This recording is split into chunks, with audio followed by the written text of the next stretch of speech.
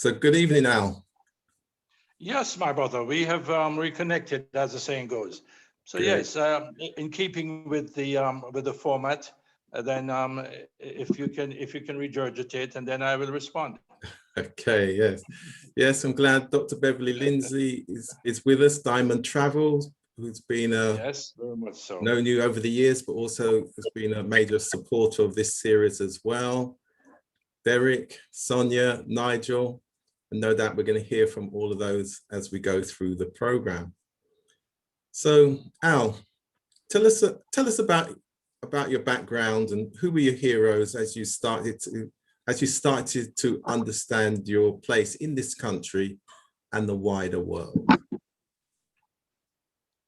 Well, with my Jamaican background, it had to be people of color, because you know we have a very strong, or the Jamaica that I grew up in had a very strong emphasis on your culture and your education. That being the case, as I said, I arrived in England in May 1962, and a year later, summer '63, you had the March on Washington with Dr. Martin Luther King. This was at the background of all the racial injustices that were taking place down in the Deep South. There was a particular governor of Alabama, a man called Mr.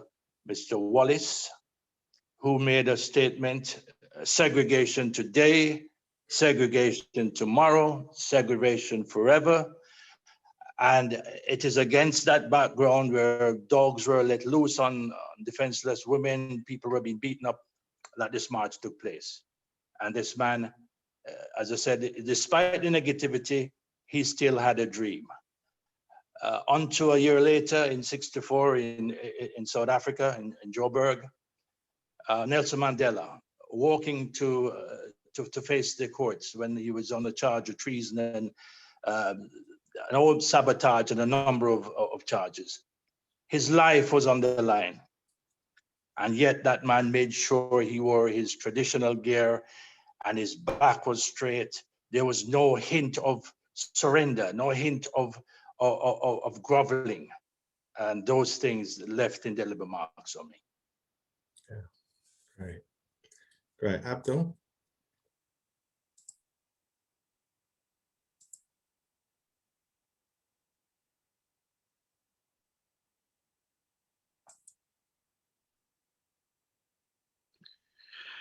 What inspired you to write this book, Frostbites on Fingertips, and why did you choose that title? The inspiration came because of the experience that I've had in the United Kingdom, particularly living in London. I think every person of color who's been domiciled in that country has a story to tell. I just felt I just needed to do it. This is my third book, in fact. But I felt I needed to do something that would live long after I'm dead and gone. I have children, I have grandchildren, I have great-grandchildren in the United Kingdom. And as such, I want them to know that this is what granddad, your great-granddad, or whatever did, or was involved in, and that was what his community was like at that time. Frostbite on Fingertips came out of, as I said, a personal experience of feeling the frost on the metal gates and how painful it was. And some of that pain is reflected in the book, albeit the book is not about just pain. Thank you. Thanks for that. I mean, the book reads like an action story, and I'm sure it will one day be turned into a film with the experiences and the characters and the role that you played. It might well be a situation, Rudy, where Nigel will be picking up the royalties. No doubt he will say, praise the Lord. So what were the driving forces behind the establishment of the Commonwealth Sports Awards? That is a situation where, you know, by the 80s, we had Black people who were now getting on the property ladder. We were now becoming not just, we were becoming the visible minority. We weren't invisible anymore. We had people like Ricky Hill and others like those playing football. We had Mike McFarlane as an athlete, and Wendy Hoyt and so forth. Yeah. So we were making a way. We were opening, foraging our own way in that community. And it is because of that. And I know people love sport. And I thought, hold on a minute. If I was to put together an event where I could get some of these individuals who we could see on Match of the Day and on television or what have you from our own community, I figured that there would be a response from my community, because there were people now with residual earnings and would want to come out and have a nice evening. Of course, you needed to put it on in a setting that would entice them. Hence the Royal Lancaster Hotel, the Waldorf Hotel, and so forth. So it is that is the ingredients. That was the mix that brought that about.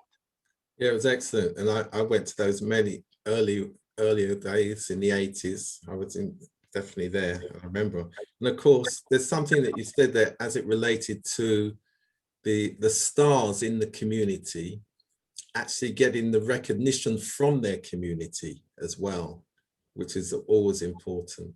And the award certainly did that, because obviously a lot of the times the sports men and women who reach the top will be some distance away from the community from where they've come from. So the awards were yes, really Rudy, good. Without a doubt. You know what it did do, Rudy, is it gave the individuals who were there, you know, week in, week out, experiencing banana skins being thrown at them on football pitches or whatever, to come back to their community and realize how loved they were. Yeah, that again, that safe environment, and that number one word, recognition. Yeah. The importance of recognition, and that's why the Commonwealth Sports Awards are part of the cornerstone of the Windrush contribution in this country. And we've yet to understand the legacy that will, but you know, it will prevail. Abdul? Yeah, one more question. Why did you take the Commonwealth Sports Awards to other countries? Very good question, sir. The situation was that I've always felt, you know, the Commonwealth, we have 53 countries in the Commonwealth. And while we were doing well in the United Kingdom, in London, I felt the need that this event should be shared around the Commonwealth. And I'm saying this was prior to the Commonwealth Games Federation getting involved. So we took the event to the country that I was born in Jamaica first, in 1996. And then in 98, we went to a country that has always been dear to me, even before I traveled there, a country called Ghana, the first African country south of the Sahara to gain independence in 1957. And they were receptive to our overtures. In 1999, Professor Kia, who was then the High Commissioner for Uganda, who came to one of our functions, called me, and his exact words were, "Hamilton, what's wrong with my country? Come and see me next week, and let's go and have a lunch." And said the rest was history. He made all the connections, and there we were, flying off to Kampala in Uganda, Mr. Amin's former stomping ground. So yeah, so it came about because of a number of people. This event, I'll say this loud and clear, that Al Hamilton could not have achieved getting this thing together without the support of the Beverly Lindsays and others like those. It was a collective effort. I might have been the engine, the pushing around, the man who got out there, run around or what have you. But trust me, there was a tremendous amount of contribution from my community, and to these people, I'm very grateful. Thank you. Yeah, thanks for that. So after such a long journey, getting over all the barriers, the unseen, as well as the ones that you've indicated earlier on that face us all the time. Why did you stop organising the awards as an annual event, and the legacy and their legacy for the future? What's in your mind? What do we need to do? Well, let's look at the first bit of your question. In 2000, I was introduced to a lady who had just become secretary of the Commonwealth Games Federation, a lady called Mrs. Louise Martin. She was then also heading the Sports Council in Scotland. She had heard about the endeavors we had in Ghana and in Uganda, and wanted to know a bit more about the awards. And so we were at I was invited to a cocktail reception, a Christmas reception at the Commonwealth Institute, and that's where I met her.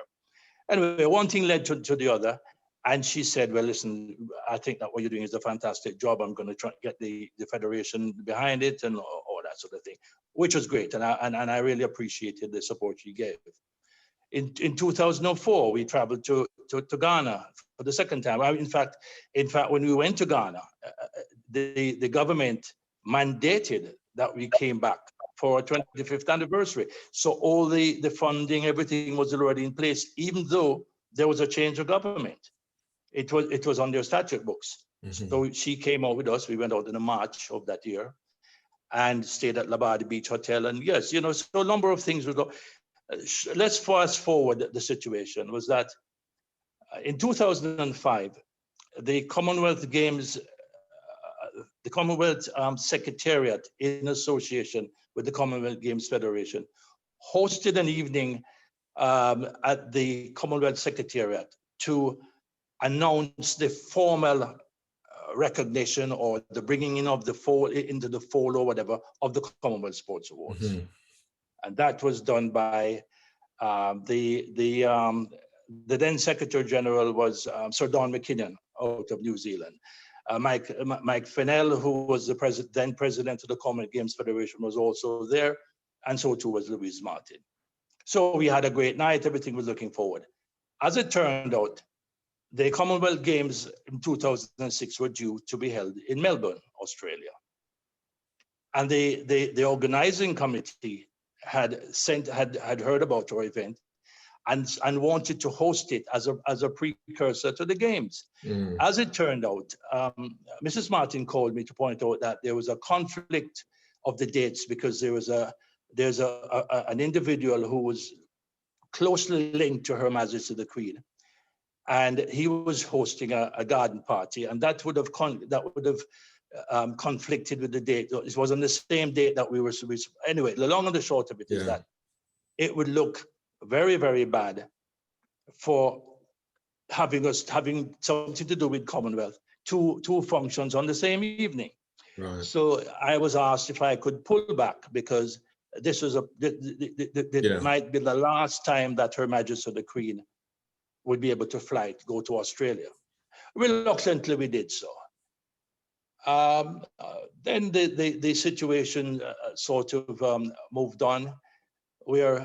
After that we came back. We went up to Scotland in Glasgow. We're in fact in 2003. I'm just pushing forward a bit fastly because that was the year when Glasgow also bid for the 2014 games. Right. Sorry. In 2010, the games were held, as you might recall, in India. And Mike Fennell advised me, with all of the debacle that was taking place in India, you better stay put. Right. So I would say to you, just wait now until you roll everything out in Glasgow, because you've been to Scotland and all of that. So you're well known up there, and that would be the great platform for you to pull out. So we pressed on. In 2012, both Jamaica and Trinidad and Tobago were celebrating 50 years of independence. Yes. Yeah. As it turned out, the Trinidad High Commissioner in Jamaica, I met her through Grace Jackson, Dr. Ivor Gluden. And she said, hey man, listen, this thing you're doing, why don't my country's doing 50 years? Along and the short of it, she got me hooked up with some people, and we were able to host the event in Trinidad. I want to make this quite clear at this stage. All of these movements were done on the back of Al Hamilton and the help of his mate, Faye Nesbitt. Those were the people who financed it. And others like Sonia and others. Beverly Lindsay with her stint at Victoria Mutual would ensure that any little help that you need, she was there. So this wasn't a case of the Federation giving me money to go and do these things. I was sent out and then they pat you on the head and tell you, yes, well done. Now, a situation arrived in Trinidad where the budget just could not accommodate all of the nominees coming out of places like Australia, Fiji, and Samoa and so like that. The expenses. So they had to cut back on some of it. Yeah. For some reason, Mrs. Martin took umbrage to that on the basis that she was embarrassed and some of the people she put forward weren't recognized. And then she sent me an email saying she didn't want anything to do with me or the event anymore. Yeah. All right, I could accept that. I then got in touch with the new Commonwealth Games Federation president, a man called Prince Tunkum Imran out of Malaysia. I went up to Edinburgh, met with them and then I noticed there was a shift in, unlike when Mike Fennell, who is the ultimate administrator, when we had difficulty, we had a little bit of turbulence, for example, in Leeds. When Louise was complicit to a situation where they wanted to host the event like a breakfast thing. And I said, no, it can't be a breakfast function. It has to be a proper dinner and all of that. Mike Fennell got involved and it was trashed out with Mrs. Deborah Green, who was the CEO of Marketing Leeds. So it wasn't a relationship, a marriage which we didn't have conflicts. But my thing is this, after all of this, having tried to pursue all the legitimate avenues, there is still, we've sent letters off to the current Secretary General, Baroness Patricia Scotland. And to date, we're still waiting. In fact, the letter was sent by Sonia. We're still waiting on a response from her. There's still no response. And then we saw last year where you know her tenure had some bad light shone on it because of some kind of pallyism. Yes, and the Commonwealth, I'm sorry that the Commonwealth that I know it, the ethos that they preach, humanity, equality, destiny, is far removed. It's a challenge. It is like an onion. It is like an onion with several interlaying layers. And if your face don't fit, or if you don't come from the right background, breeding or whatever, I was seen as an irritant. How dare this little black guy to come from Jamaica, to come and I always say to them, hold on a minute. Yeah. This is no coincidence, you know. But Al, I understand. Yes. I understand your concern, but no, not concerns, Rudy. These are facts. Yeah, no. Okay, I accept your facts, but in the sense we want to celebrate your achievement. I'm not being rude. I'm saying to you, Rudy, you have, or anyone has the right to approach Mrs. Louise Martin to counter anything that I'm saying. Yeah, no. I want to celebrate. We want to celebrate the contribution that you're making, that you've made. And that's why I wanted to get the legacy element of it, because we don't. Well, the legacy. We don't want you to. We don't want you to despair. We don't want you to despair. No. Far from it. And cover the legacy element. No, hear me out first, Rudy. It's not a despair situation. Yeah. What I want to today bear and clear today is this: that we had a number of options after all that happened to us. We had a number of options. Should we then, in 2013, for example, the year before Glasgow, you had a situation where the Commonwealth heads of government, India and Canada, boycotted that meeting in Sri Lanka because of the ongoing war that was going on with the Tamil Tigers and all that. we knew that the Commonwealth was very toxic then. We were looking at, we even thought of having demonstrations. And I said, listen, after we all discussed this, I said, listen, let's not go out there and tarnish the work that we've done. Yeah. However, all I'm saying to you is this. I am remiss, and I cannot understand how one individual can determine that she's not going to, which she has a right to, she doesn't want to be part of it. But how can that then mean that the event has to stop? If with all the letters from her and from the Earl of Wessex, which is Prince Edward, all of these complimentary and congratulatory letters, which we have, we've kept all those stuff. If that is the case, how come that we're surplus to requirement? Okay, Al. The legacy aspect to it, which was also as part of my question, I think. All right, legacy. Let's talk about the legacy. Let me talk about the legacy, as you said. What I just want to make clear now, Rudy, is this: that those 30 years that we did, they cannot be erased. They're there. It's been done.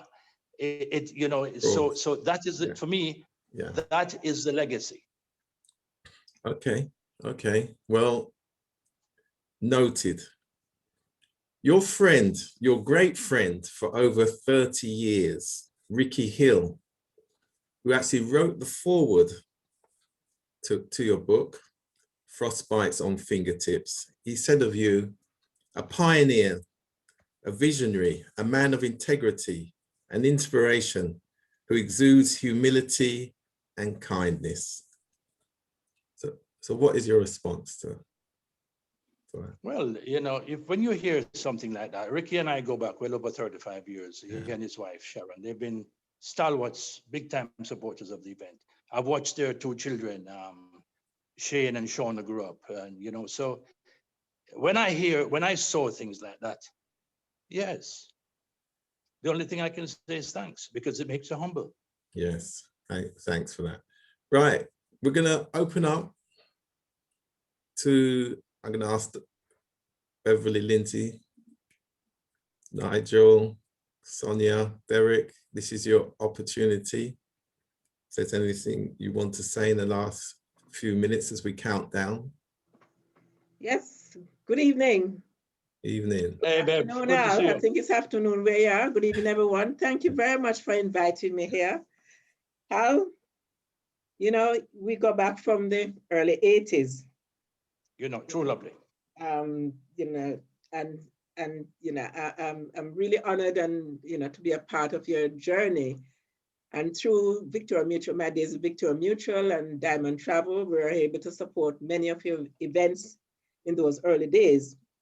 You gave me the honor of presenting many awards to many prestigious sports people, throughout the Commonwealth, Australia, and I won't call names, but Courtney Walsh I have to call, and Michael Holden, etc., boxers and so on. So that was really inspiring for me. I was honored to be a part of the delegation to Jamaica and Ghana. I was there with you. As an inspiration, you inspired me to introduce award ceremonies in Birmingham, in the early 90s, the 3B Business Enterprise Award. I was the first person started doing this kind of thing in Birmingham, and that came from you, Al. The Victoria Mutual Cricket Award that we, started this Victoria Mutual cricket competition throughout the country. It was Victoria Mutual and the Clive Lloyd Cricket Cup in the UK at that time. And, that was from your inspiration and giving the awards, and then on to the Institute of Jamaican Nationals. And now we call it the Association of Jamaican Nationals, which I chair, the Local Heroes Awards. So I'm very happy and thank you. And talking about legacy, Al, I am one of your legacies. Thank you very much. There you go. Perfect.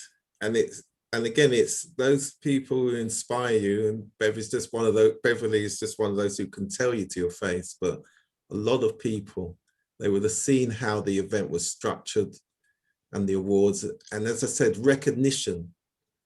And if you think of all the dinners that have come from that era of the 80s, in the 90s, the 2000s, the source of those are the events in the 80s, and the Commonwealth Sports Awards was one of the key drivers, especially with the recognition of the personalities, you know, and that safe environment to be celebrated from the community and the humble origins where we'd all come from. So there's an immense legacy there, without a doubt. Thank you for that, Beverly. Thank you, Bev. Yeah. So Derek. It's a pleasure. Derek, did you want to say something? Of course. It's just good to hear Al's journey and to know that I was part of that journey along the way. Al has been instrumental in a lot of things that I've done in my career. So I'll give him thanks. I don't know if Al's been credited the way it's supposed to be in the community, because Al has been a pillar of strength. Mm-hmm. So I think we need to, Al, you know what, by now we're gonna have to get a bronze statue of you, because you've done so much. You've done so much. You know, it's funny, we laugh, right? But you think about it. You've done so much. Al has opened doors, and he's fought battles as a single man against institutions, where he stood his ground and never backed down and won. So Al has paved the way for a lot of us. I've certainly learned a lot from Al, and continue to learn. So we speak on the phone.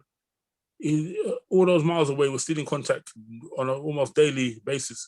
So I want to just thank Al for all that he's done for me and the community, all the contribution he's done and what he's done, the legacy that he left behind. So Al, we salute you. Thank you. That's great. Sonia? Hi, good evening. Yes, we do.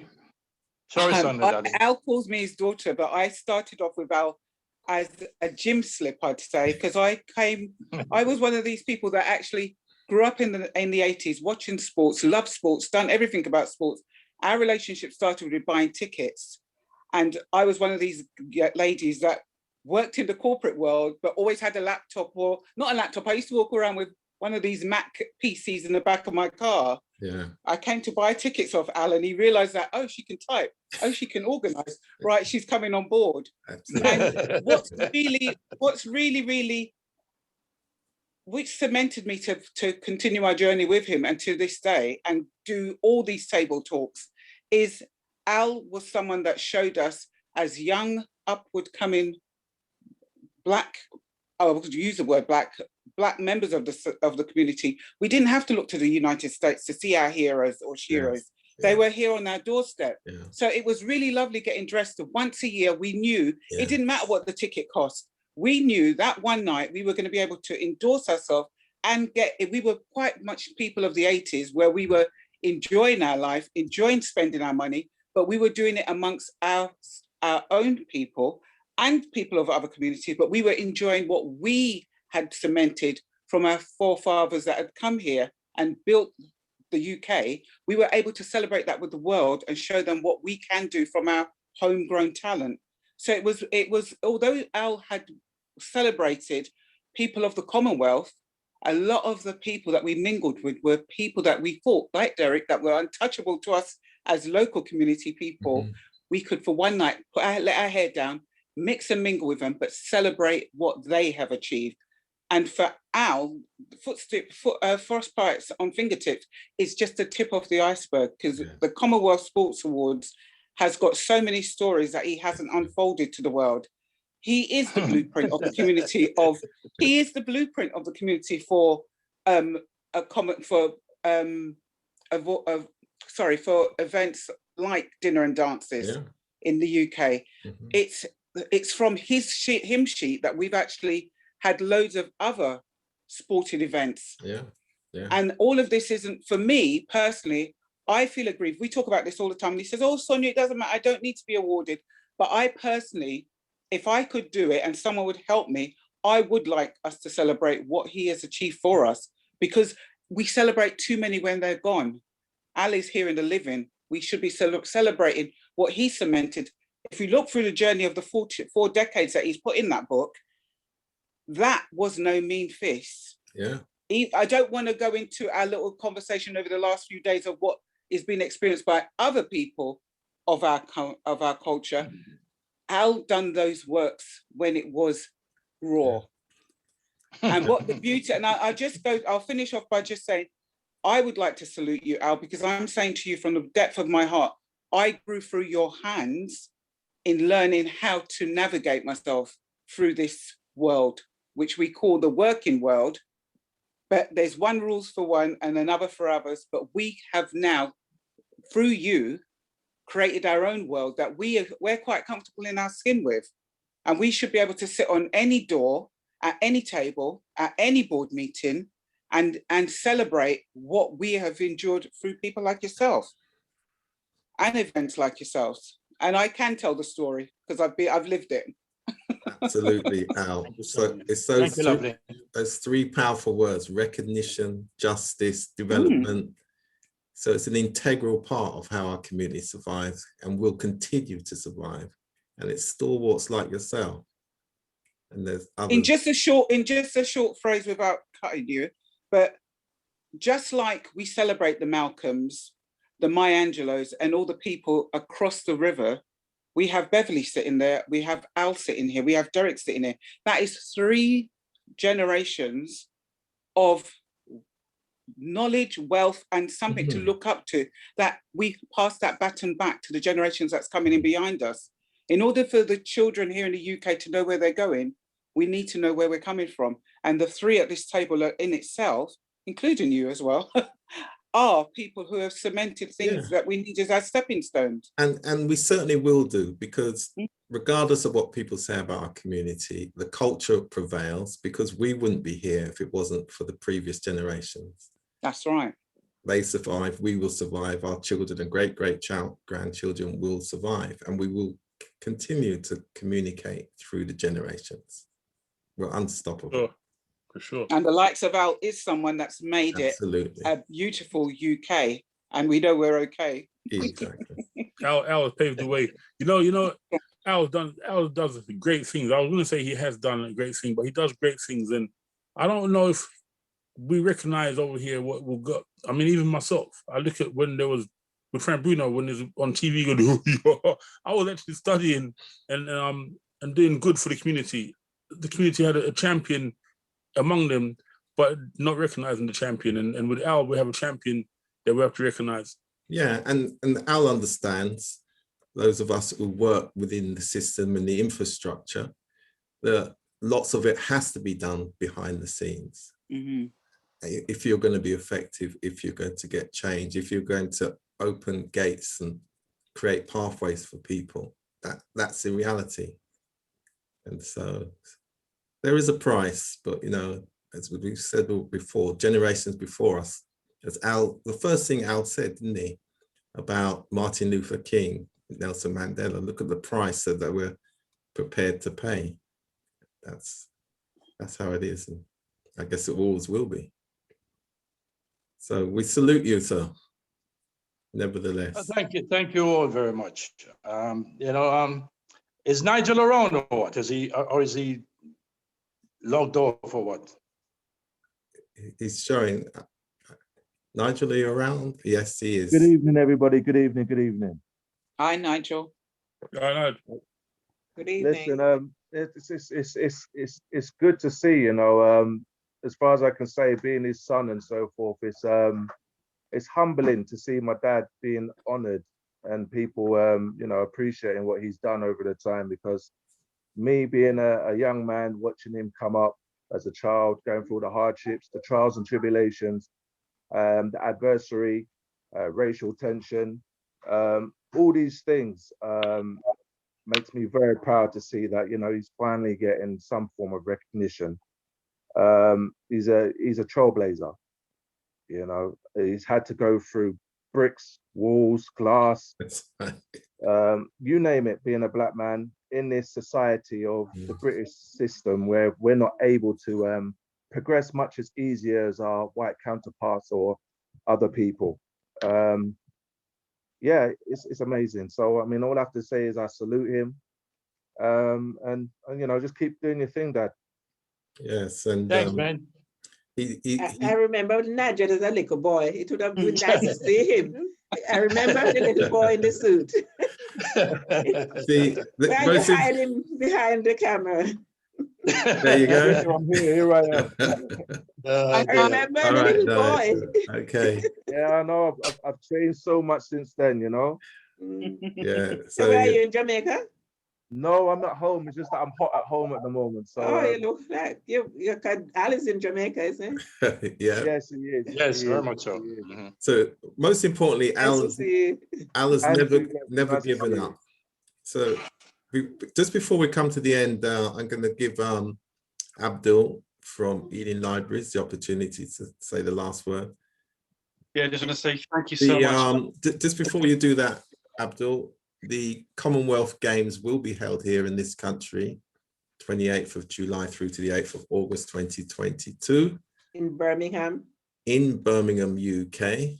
And so the legacy will continue, trust me.